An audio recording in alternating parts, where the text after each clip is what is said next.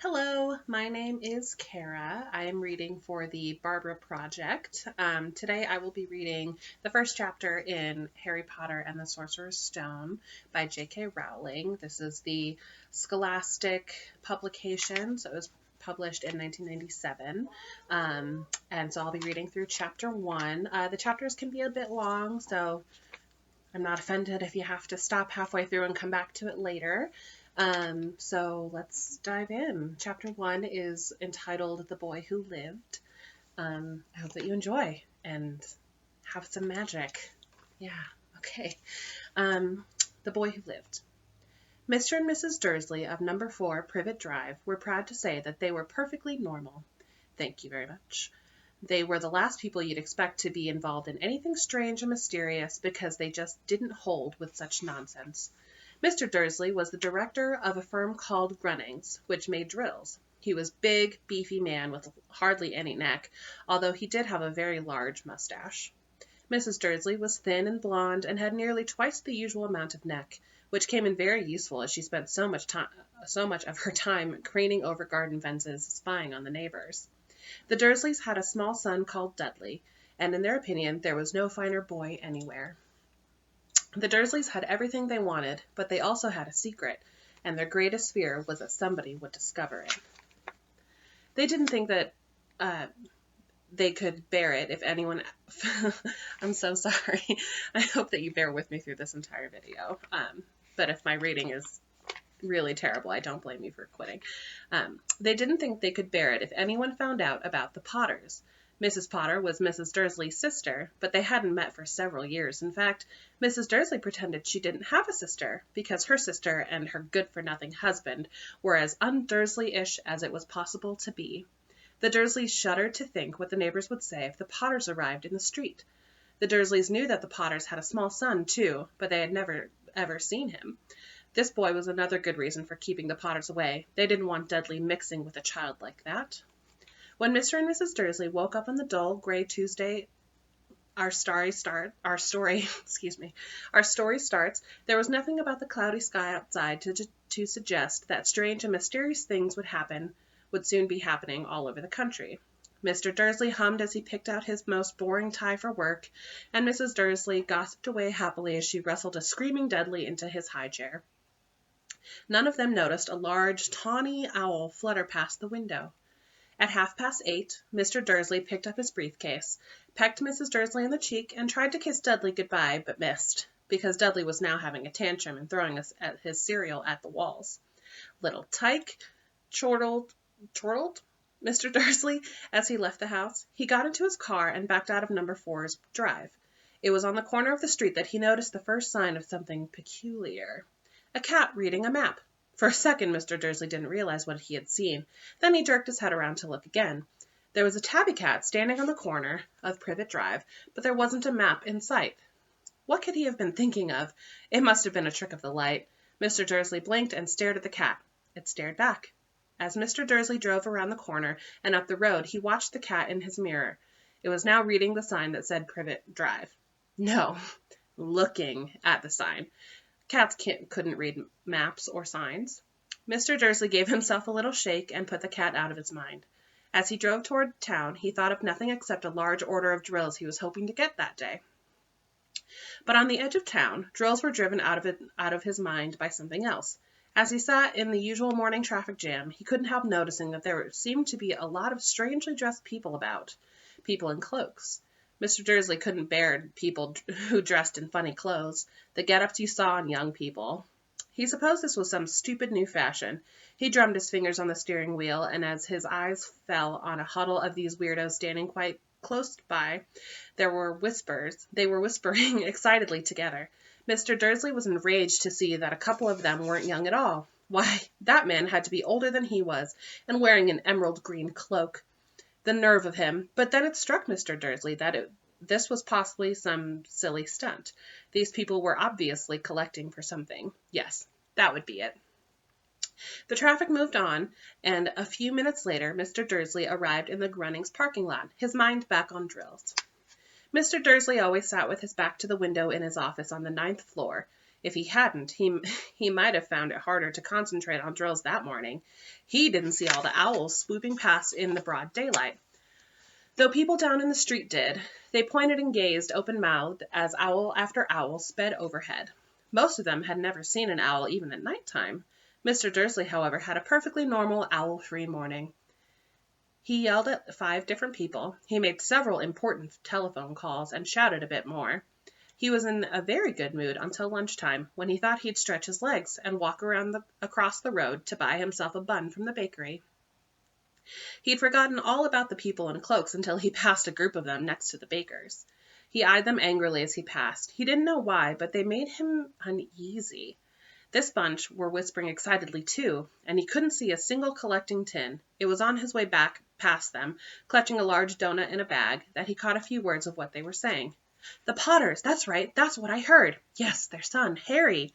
Mr. Dursley stopped dead. Fear flooded him. He looked back at the whisperers as he wanted to say something to them, but thought better of it.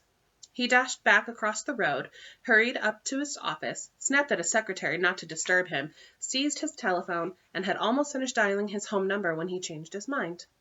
He put the receiver back down and stroked his mustache, thinking, no, he was being stupid. Potter wasn't such an unusual name. He was sure there were lots of Potters called Potter, lots of people called Potter, who had a son called Harry. Come to think of it, he wasn't even sure his nephew was called Harry. He'd never even seen the boy. It might have been Harvey or Harold. There was no point in worrying Mrs. Dursley. She always got so upset at any mention of her sister. He didn't blame her if he'd had a sister like that, but all the same, those people in cloaks. He found it a lot harder to concentrate on drills that afternoon, and when he left the building at 5 o'clock, he was still so worried that he walked straight into someone just outside the door. "Sorry," he grunted, as the tiny old man stumbled and almost fell. It was a few seconds before Mr. Dursley realized that the man was wearing a violet cloak. He didn't seem at all upset at being almost knocked to the ground. On the contrary, his face split into a wide smile, and he said in a squeaky voice that made passers-by stare, "Don't be sorry, my dear sir, for nothing could upset me today. Rejoice, for you know who has gone at last. Even muggles like yourself should be celebrating this happy, happy day." And the old man hugged Mr. Dursley around the middle and walked off. Mr. Dursley stood rooted to the spot. He had been hugged by a complete stranger. He also thought he had been called a muggle, whatever that was. He was rattled. He hurried to his car and set off for home, hoping he was imagining things, which he had never hoped before, because he didn't approve of imagination. As he pulled into the driveway for number 4, the first thing he saw, and it didn't improve his mood, was the tabby cat he'd spotted that morning. It was now sitting on his garden wall. He was sure it was the same one. It had the same markings around its eyes. "Shoo!" said Mrs. Dursley loudly. The cat didn't move. It gave him a stern look. Was this normal cat behavior? Mr. Dursley wondered. Trying to pull himself together, he let himself into the house. He was still determined not to mention anything to his wife. Mrs. Dursley had had a nice day, a normal day. She told him over dinner all about Mrs. Next Door's problems with her daughter and how Dudley had learned a new word, won't. Mr. Dursley tried to act normally. When Dudley had been put to bed, he went into the living room in time to catch the last report on the evening news. "And finally, bird watchers everywhere have reported that the nation's owls have been behaving very unusually today. Although owls normally hunt at night and are hardly ever seen in daylight, there have been hundreds of sightings of these birds flying in every direction since sunrise. Experts are unable to explain why the owls have suddenly changed their sleeping pattern." The newscaster allowed himself a grin. "Most mysterious.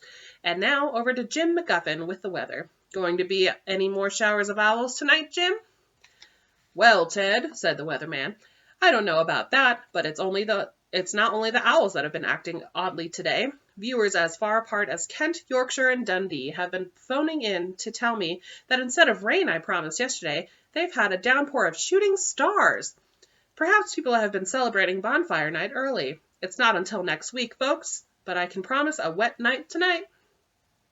Mr. Dursley sat frozen in his armchair. Shooting stars all over Britain?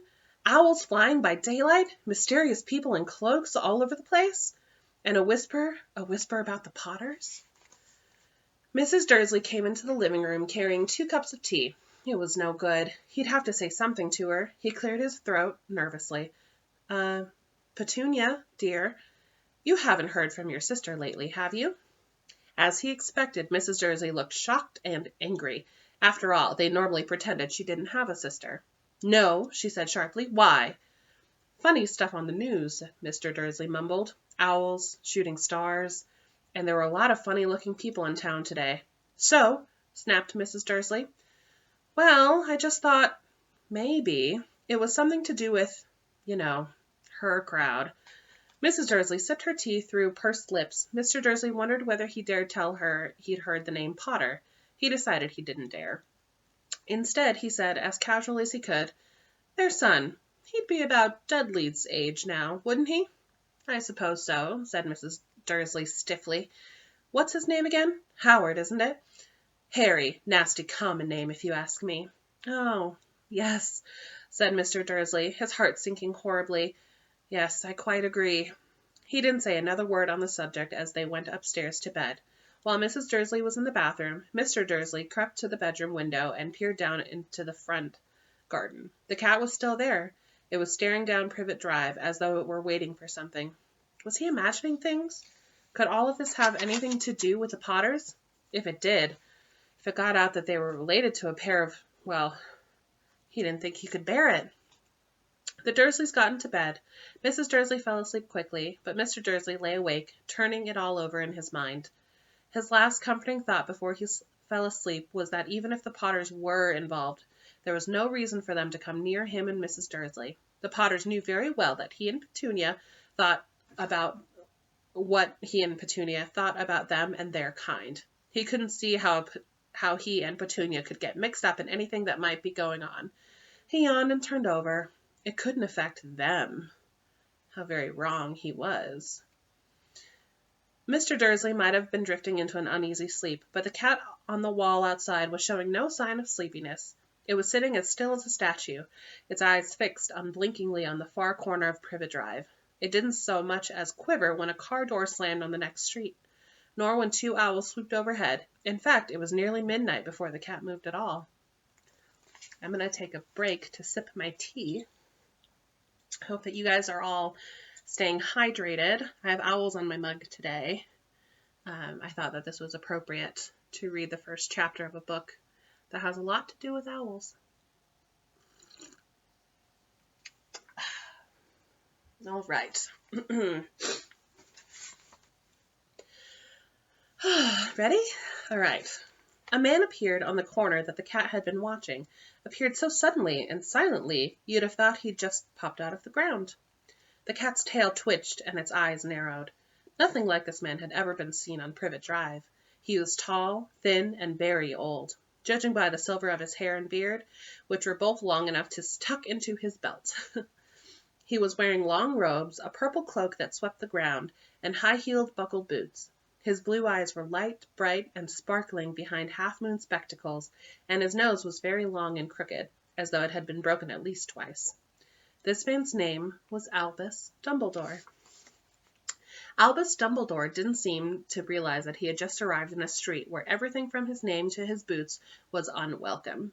He was busy rummaging in his cloak, looking for something, but he did seem to realize he was being watched, because he looked up suddenly at the cat, which was still staring at him from the other end of the street.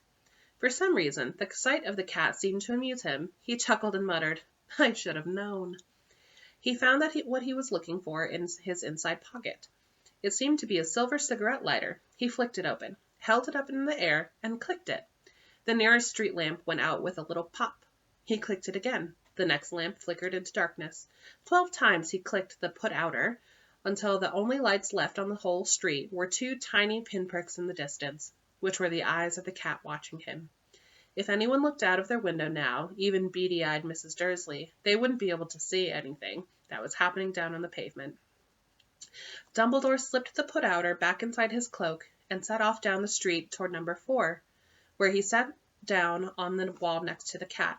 He didn't look at it, but after a moment he spoke to it. "Fancy seeing you here, Professor McGonagall." He turned to smile at Tabby, but it had gone. Instead, he was smiling at a rather severe-looking woman who was wearing square glasses, exactly the shape of the markings the cat had had around its eyes. She, too, was wearing a cloak, an emerald one. Her black hair was drawn into a tight bun. She looked distinctly ruffled. "How did you know it was me?" she asked. "My dear Professor, I've never seen a cat sit so stiffly." "You'd be stiff if you'd been sitting on a brick wall all day," said Professor McGonagall. "All day, when you could have been celebrating? I must have passed a dozen feasts and parties on my way here." Professor McGonagall sniffed angrily. "Oh, yes, everyone's celebrating, all right," she said impatiently. "You'd think they'd be a bit more careful, but no, even the Muggles have noticed something's going on. It was on their news." She jerked her head back at the Dursleys' dark living room window. "I heard it. Flocks of owls, shooting stars. Well, they're not completely stupid. They were bound to notice something. Shooting stars down in Kent. I'll bet that was Daedalus Diggle. He never had much sense." "You can't blame them," said Dumbledore gently. "We've had precious little to celebrate for 11 years. "I know that," said Professor McGonagall irritably, "but that's no reason to lose our heads. People are being downright careless out on the streets in broad daylight, not even dressed in Muggle clothes, swapping rumors." She threw a sharp sideways glance at Dumbledore here, as though hoping he was going to tell her something, but he didn't. So she went on. A fine thing it would be if, on the very day you-know-who seems to have disappeared at last, the Muggles found out about us all. I suppose he really has gone, Dumbledore?" She said it in a question. I didn't read it as a question. I'm sorry. "It certainly seems so," said Dumbledore. "We have much to be thankful for. Would you care for a lemon drop?" "A what?" "A lemon drop. They're a kind of Muggle sweet I'm rather fond of." "No, thank you," said Professor McGonagall coldly, as though she didn't think this was the moment for lemon drops. "As I say, if you know who has gone, my dear Professor, surely a sensible person like yourself can call him by his name. All this you-know-who nonsense. For 11 years I've been trying to persuade people to call him by his proper name, Voldemort." Professor McGonagall flinched, but Dumbledore, who was unsticking 2 lemon drops, seemed not to notice. "It all gets so confusing if we keep saying you-know-who. I've never seen any reason to be frightened of saying Voldemort's name." "I know you haven't," said Professor McGonagall, sounding half exasperated, half admiring. "But you're different. Everyone knows you're the only one you know who— Oh, all right. Voldemort was frightened of." "You flatter me," said Dumbledore calmly. "Voldemort had powers I will never have. Only because you're too, well, noble to use them. It's lucky it's dark. I haven't blushed so much since Madame Pomfrey told me she liked my new earmuffs." Professor McGonagall shot a sharp look at Dumbledore and said, "The owls are nothing next to the rumors that are flying around. You know what everyone's saying about why he's disappeared, about what finally stopped him?" It seemed that Professor McGonagall had reached the point she was most anxious to discuss, the real reason she had been waiting on a cold, hard wall all day. For neither as a cat nor as a woman had she fixed Dumbledore with such a piercing stare as she did now. It was plain that whatever everyone was saying, she was not going to believe it until Dumbledore told her it was true. Dumbledore, however, was choosing another lemon drop and did not answer. "What they're saying," she pressed on, "is that last night Voldemort turned up in Godric's Hollow. He went to find the Potters. The rumor is that Lily and James Potter that they're dead." Dumbledore bowed his head. Professor McGonagall gasped. "Lily and James. I can't believe it. I didn't want to believe it. Oh, Albus." Dumbledore reached out and patted her on the shoulder. I know, he said heavily. Professor McGonagall's voice trembled as she went on. "That's not all. They're saying he tried to kill the Potter's son, Harry, but he couldn't. He couldn't kill that little boy. No one knows why or how, but they're saying that when he couldn't kill Harry Potter, Voldemort's powers somehow broke, and that's why he's gone." Dumbledore nodded glumly. It's true?" faltered Professor McGonagall. "After all he's done, all the people he's killed, he couldn't kill a little boy? It's just astounding. Of all the things to stop him. But how in the name of heaven did Harry survive?" "We can only guess," said Dumbledore. "We may never know." Professor McGonagall pulled out a lace handkerchief and dabbed at her eyes beneath her spectacles. Dumbledore gave a great sniff as he took a golden watch from his pocket and examined it. It was a very odd watch. It had 12 hands, but no numbers. Instead, little planets were moving around the edge. It must have made sense to Dumbledore, though, because he put it back in his pocket and said, "Hagrid's late. I suppose it was he who told you I'd be here, by the way." "Yes," said Professor McGonagall. "And I don't suppose you're going to tell me why you're here, of all places?" "I've come to bring Harry to his aunt and uncle.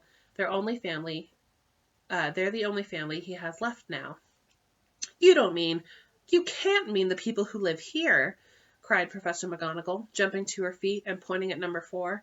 "Dumbledore, you can't. I've been watching them all day. You couldn't find 2 people who are less like us. And they've got this son. I saw him kicking his mother all the way up the street, screaming for sweets. Harry Potter come and live here?" "It's the best place for him," said Dumbledore firmly. "His aunt and uncle will be able to explain everything to him when he's older. I've written them a letter."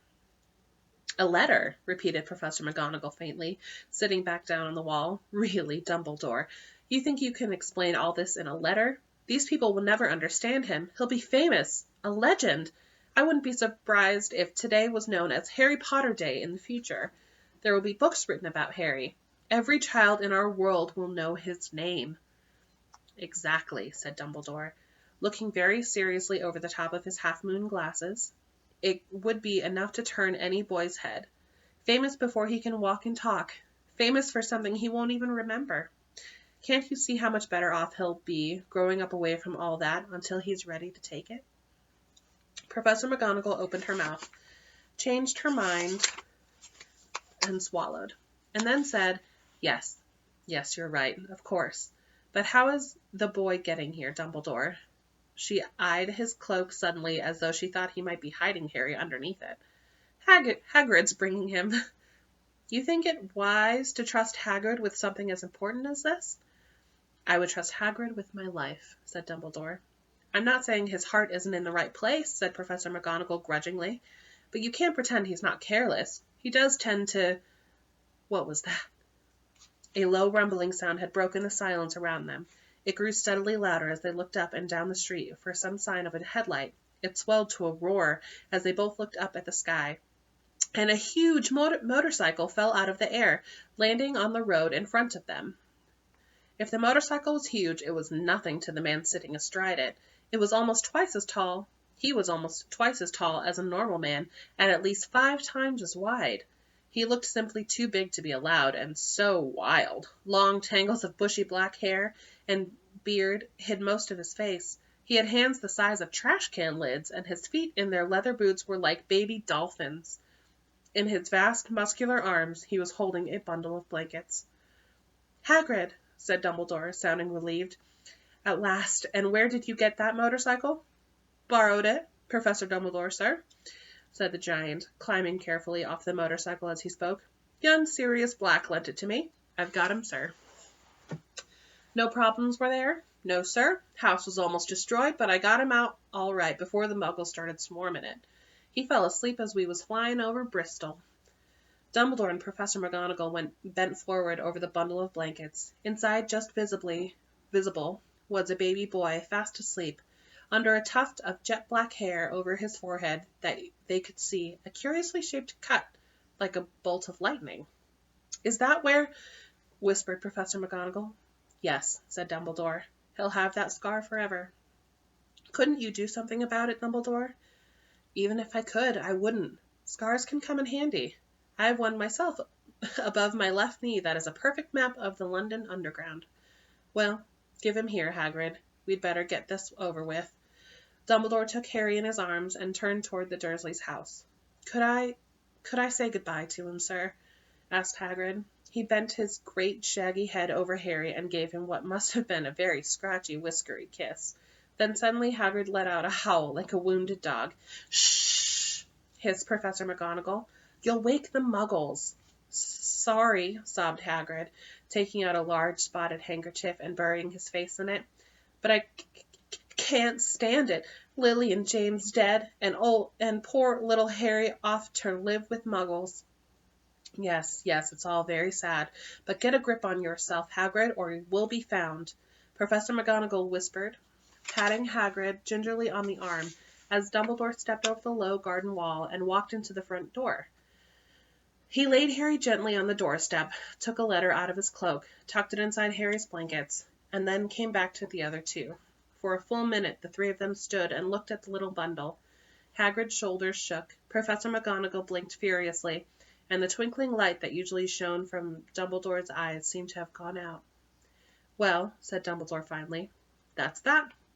We've no business staying here. We may as well go and join the celebrations." "Yeah," said Hagrid in a very muffled voice. "I'll be taking Sirius his bike back. Good night, Professor McGonagall." "Good night, Professor Dumbledore, sir." Wiping his streaming eyes on his jacket sleeve, Hagrid swung himself onto the motorcycle and kicked the engine into life. With a roar it rose into the air and off into the night. "I shall see you soon, I expect, Professor McGonagall," said Dumbledore, nodding to her. Professor McGonagall blew her nose in reply. Dumbledore turned and walked back down the street. On the corner he stopped and took out the silver put-outer. He clicked it once, and 12 balls of light sped back to their street lamp so that Privet Drive glowed suddenly orange, and he could make out a tabby cat slinking around the corner at the other end of the street. He could just see the bundle of blankets on the step of number 4. "Good luck, Harry," he murmured. He turned on his heel, and with a swish of his cloak he was gone. The breeze ruffled the neat hedges of Privet Drive, which lay silent and tidy under the inky sky, the very last place you'd expect astonishing things to happen. Harry Potter rolled over inside his blankets without waking up. One small hand closed on the letter beside him, and he slept on it, not knowing he was special, not knowing he was famous, not knowing he would be woken in a few hours' time by Mrs. Dursley's scream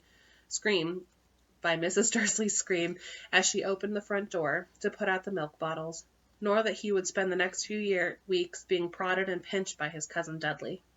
He couldn't know that at this very moment people meeting in secret all over the country were holding up their glasses and saying in hushed voices, "To Harry Potter, the boy who lived." That's chapter 1. I'll come back to you with chapter 2 another day. Thank you so much. Bye-bye.